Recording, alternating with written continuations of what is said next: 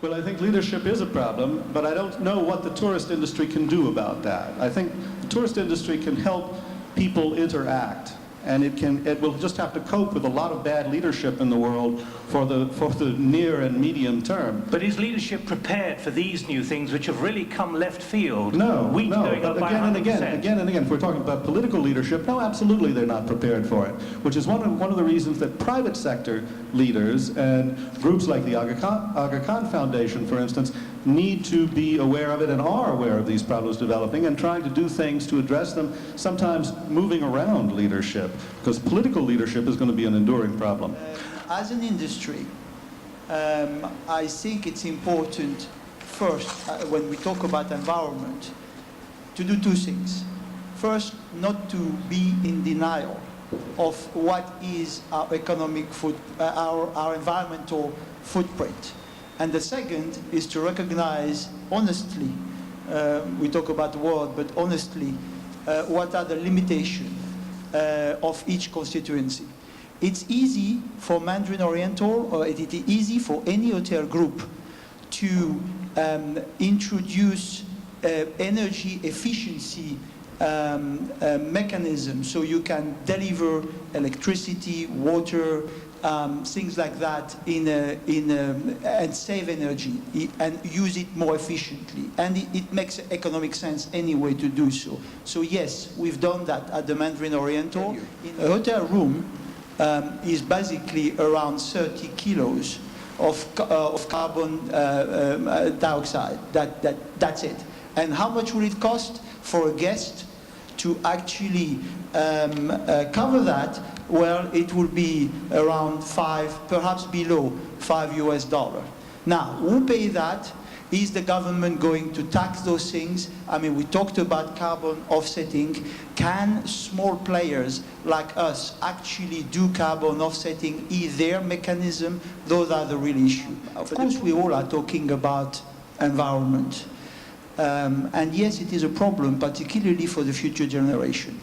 There is another one that is more immediate, and that one is called poverty. And travel and tourism has an impact on local community. I don't see the word poverty there, but it should be. It's coming. The way you impact your local community and how do you deal with a much more immediate issue of poverty. People dying every day, people dying as we speak here now. These are, I think, more important issue perhaps than just talking about climate change. I think tourism, like all industries, have to adapt to domestic and international prevailing environments.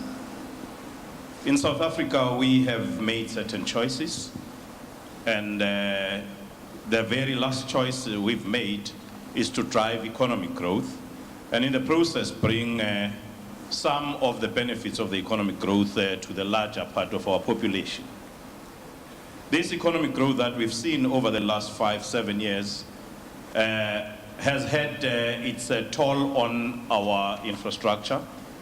We have, amongst other things, to bring in 4 million houses into the electricity grid that were not there.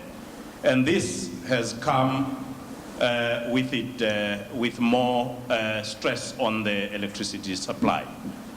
What we do not know now is just how to quantify that problem to safely say it is this size.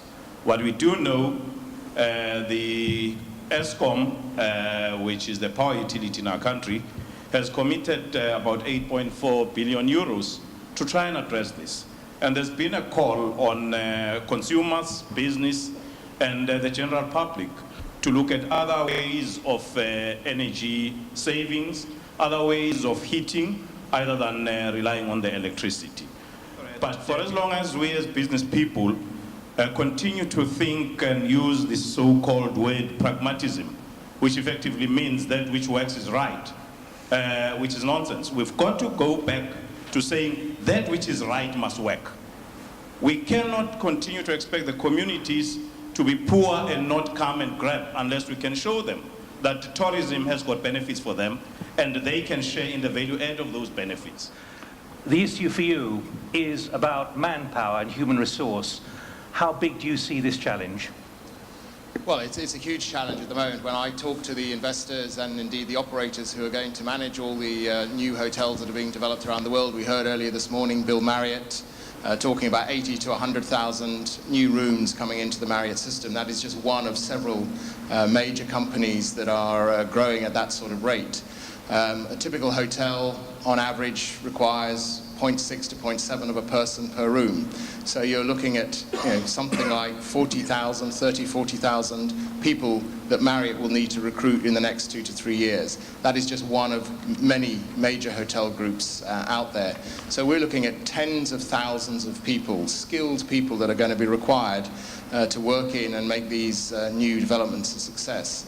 And at the moment, I don't see the resources being put in and the amount of people in the pipeline, so to speak, that have the skills. There are plenty of people, but they're not necessarily with the right skills, and they're not necessarily in the right places. So that there is, this is an industry that is very dependent on migration of workers, is very dependent on expatriate workers, and I think that this is a real challenge that needs to be focused on and addressed in the very short term. Do you actually see this as a limiter on expansion? Easy to talk about this, these are our great ambitions, but the pragmatism of working out where the staffing is going to come from, where the capital is going to come from as well. Yeah, well, the staffing, as I said, I mean, in a market, for example, here in Dubai, the Middle East generally is very dependent on migrant workers. You've now got a fast-growing industry in the Indian subcontinent, which is the source of much of the labor in this region, in the hospitality sector. So will we see, those hotels that are opening up in India coming to try and poach well-qualified, skilled staff in this part of the world and entice them back home? I can see that being a challenge, for example. Given that you're doing pretty well at the moment from oil revenues, does any of this worry you, given the great speed at which you are developing and planning to develop? Is this a different world we're talking about? Yes, definitely. And even the initiative of tourism development in Abu Dhabi is a way of diversification in the economy.